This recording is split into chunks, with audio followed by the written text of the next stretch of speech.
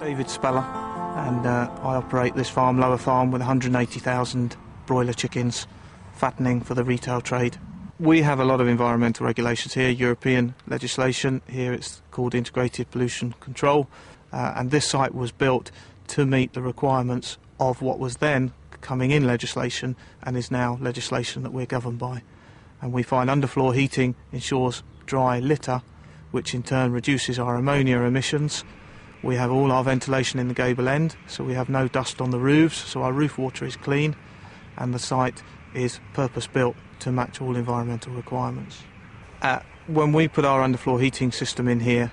we've had nobody here in the UK to tell us how it would work, so we went with Fancom to Holland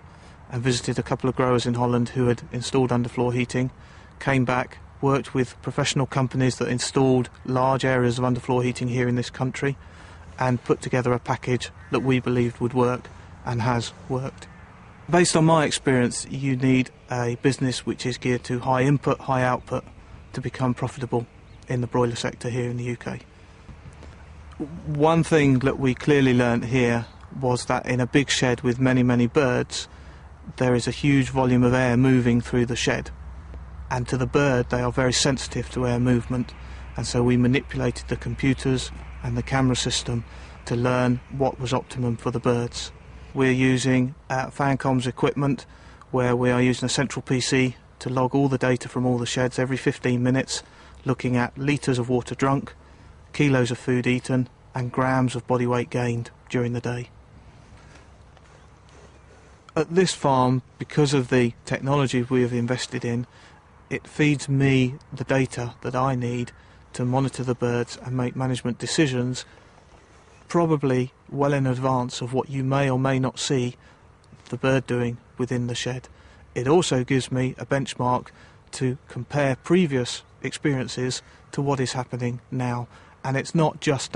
I think something is different to before. I can actually put figures on it and say there is an 8% reduction, there is a 12% increase, and actually look at what is optimal for optimal performance. We hope with Dynamics to move forward such that we will see a change in the behaviour of the bird before we see a potential loss of performance, which will allow us to react maybe half a day sooner than we are doing at the moment. Through watching the films and the cameras live, we were able to learn lots of things about the birds that we had no idea of before, which improved their welfare of the birds as well as our profitability. We're hoping with the new system,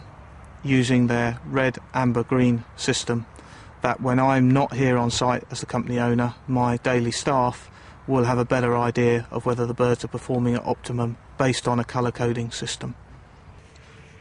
Here on this farm, we are able to provide our customer with a uniform bird consistently all year round, and going forward we only hope to improve the uniformity of the birds and the productivity, but also in the UK welfare is becoming a very topical issue with intensive farming,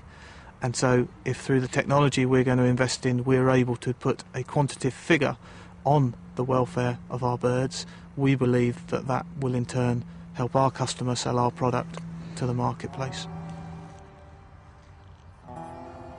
Our relationship with Fancom is a good one based on they are looking forward all the time,